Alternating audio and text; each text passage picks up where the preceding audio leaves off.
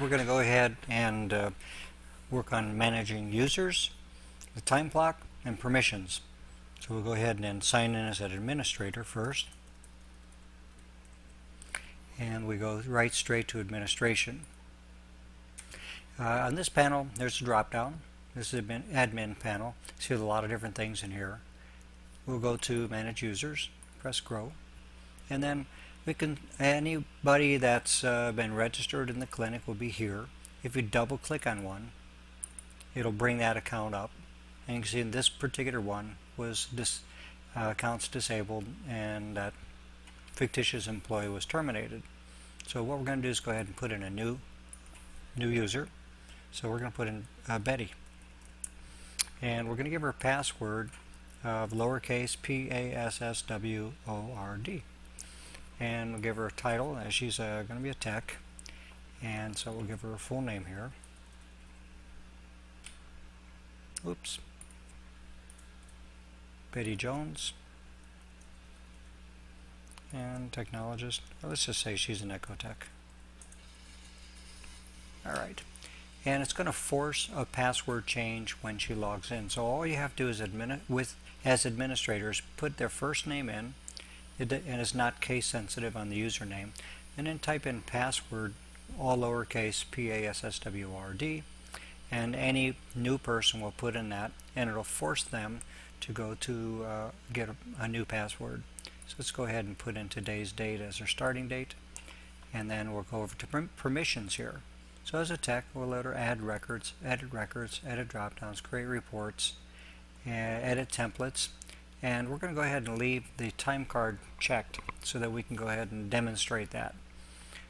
So that's all all the permissions we're going to give Betty for right now. So we go to return to login.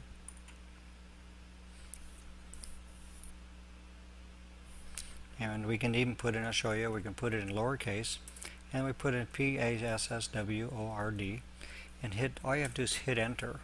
Now it asks for a new password. So you go to enter a new password, and the minimum length is 7. Complexity, and explains here what the complexity is. Your password must include multiple characters, upper lowercase numbers, or special characters. And the complexity meaning 3 has to have one of those, and this one has to match with this one. So let's just go ahead and put our name in. So we're going to put in BETTY, capital JONES, and put the number 1 afterwards. So it shows it's 11 letters long, goes green. So, and the complexity is good because it's 3. So we're going to put it in again, BETTY JONES 1, and it matched. Okay, and it wasn't a previous one either. So you go ahead and change password. Okay, now we can sign in. And it was BETTY JONES 1, and we'll enter to go in. And since we had the time clock on there, we're going to demonstrate that now. So would you like to clock in? So if she clocks in first thing in the morning, she could say yes. And it comes up here and says the username is Betty. This time she's clocked in, just clock in. So you've been clocked in, say okay, and you close it. So a little bit of time passes throughout the day. She goes to log off. Would you like to clock out now? She says no, she's not ready. Then she can just go on to go to lunch. At the end of the day, she'd click yes, and it says clock out, and it registers the time to clock out. And she's all clocked out. So we're ready to go with that. So we've talked about adding a new user, adding permissions, and clocking in and out. Now let's, as administrator, let's take a look in admin as we look at the actual, see, I'm not authorized to go to administration. So it's perfect. So it shows that works because I'm clocked in as Betty. So as administrator, I'll clock in and go to administration. Actually, we can go directly to practice at a glance because that's where it is, and it's the staff timesheets. So anyway, we have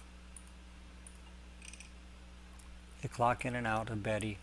Now it doesn't add up a whole hour, but basically it shows that she clocked in and out at a particular time, and it lists each employee individually. So now we can see it each person has all their clock in and outs. And that's all there is to it.